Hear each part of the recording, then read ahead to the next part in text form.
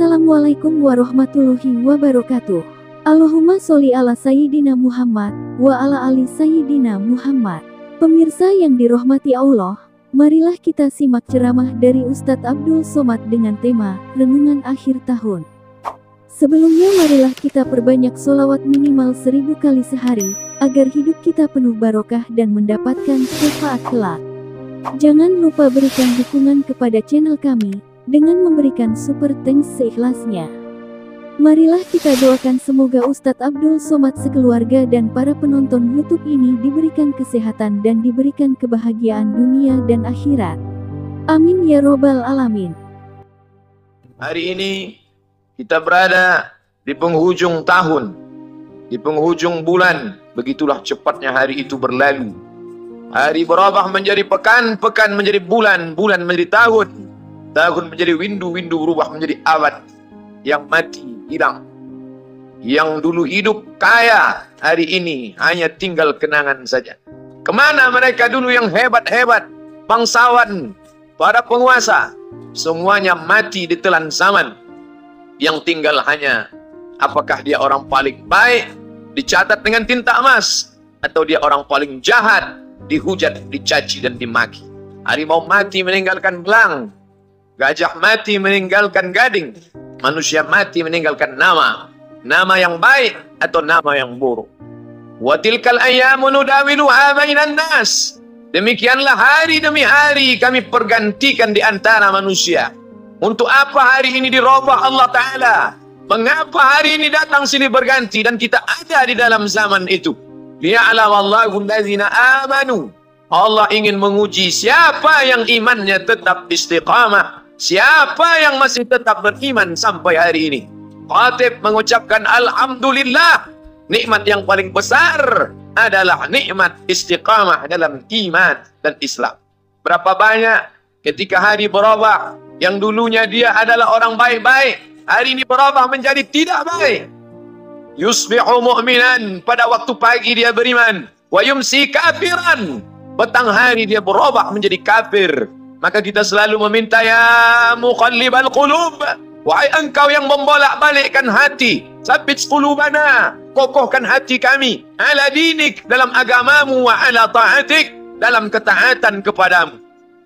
Berapa banyak yang dulu susah melarat, miskin, untuk sesuap nasi pun sulit, tapi begitu dilapangkan Allah rezekinya, tidak menjadi hamba yang bersyukur. Dia lalai, dia sangka itu karena jerih payahnya. Dia kufur nikmat Allah Subhanahu wa Ta'ala. Tapi siang hari ini, alhamdulillah, ada hamba yang disehatkan Allah, dia tetap bersyukur. Ada hamba yang ditingkatkan Allah rezekinya, dia tetap bersyukur.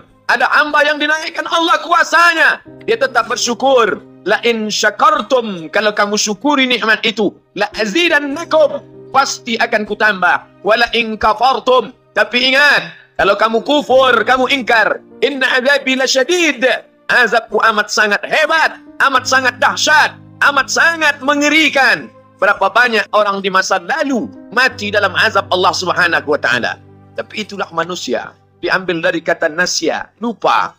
Dia tidak pernah ingat apa yang pernah ditimpakan Allah kepada kaum-kaum sebelumnya. Wa ila samud akhahum salihah, kepada kaum Samud diutus Nabi Saleh. Mana mereka sekarang? Punah, musnah, tidak ada lagi di atas muka bumi Allah. Wa ila Madyana akhahum Syu'aiba, kepada kaum Madian diutus Nabi Syu'aib. Mana mereka sekarang? Punah, musnah, tidak ada jejaknya di atas muka bumi. Wa ila Adin akhahum Huda, kepada kaum Ad diutus Nabi Hud. Tidak satu pun ada di atas muka bumi. Tapi orang tetap juga angkuh dan sombong. Memang itulah manusia yang berada di atas muka bumi Allah Subhanahu wa Ta'ala. Maka orang-orang yang baik tidak pernah berhenti mengajak kepada kebaikan. Umat ini dikatakan baik bukan karena banyak ibadahnya. Umat ini dikatakan baik bukan karena dia pergi bolak-balik ke kota Makkah Al-Mukarramah untuk haji dan umrah. Allah puji umat ini, kuntum khaira ummah, kalian umat terbaik. Kapan? Bila umat ini disebut umat terbaik? Ta'muruna bil ma'ruf, ketika engkau sanggup mengingatkan saudaramu dalam kebaikan. Pagi ingatkan tentang siang, siang ingatkan tentang petang, petang ingatkan tentang malam, malam ingatkan bahwa esok pagi kita tetap berbuat baik. Wa tanhauna 'anil munkar, larang mereka dari perbuatan mungkar.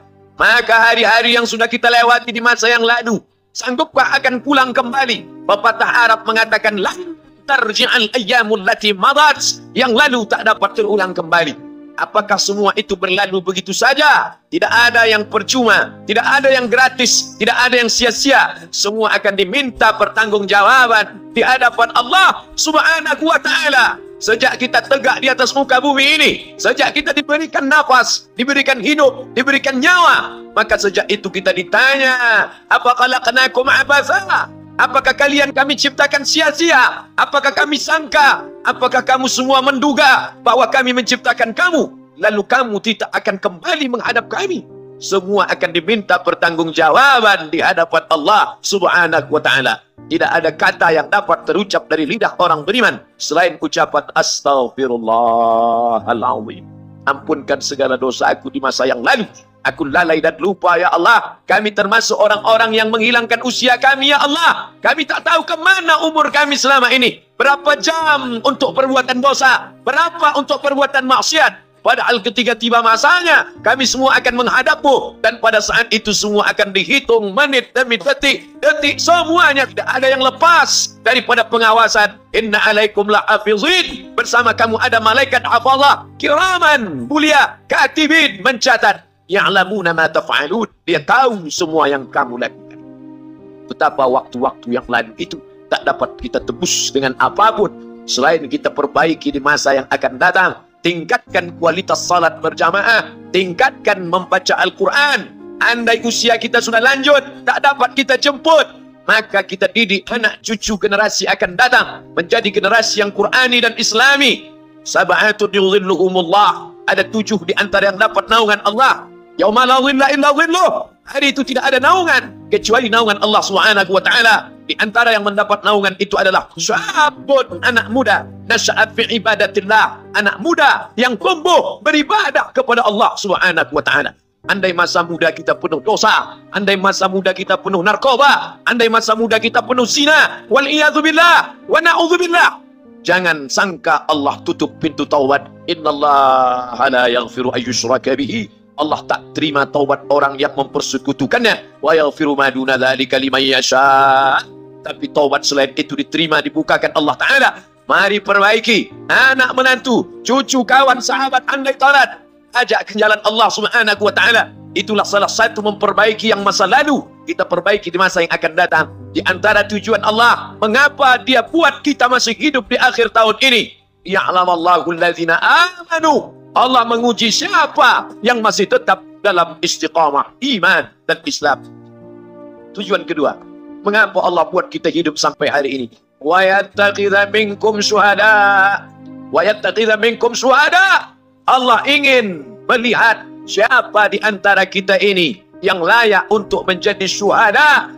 Iskariman, hidup mulia, au mutsyahidan, atau mati syahid. Pilihan orang Islam tidak banyak. Kalau hidup, hidup mulia. Kalau mati, mati syahid. Jangan hidup hina, mati terlunta-lunta, tidak diterima Allah Subhanahu wa Ta'ala. Hidup mulia atau mati syahid dipersaksikan oleh para malaikat. Man kharaja fi talabil ilmi, siapa yang keluar rumah dengan niat menuntut ilmu, fahuwa fi sabilillah, maka dia seperti orang yang berjihad fi sabilillah, yang jauh meninggalkan kampung halaman, menuntut ilmu di perantauan. Jangan kau sangka kau anak yang terbuang, engkau adalah seorang syahid. Andai mati dalam perjalanan, maka matimu adalah seorang yang mati.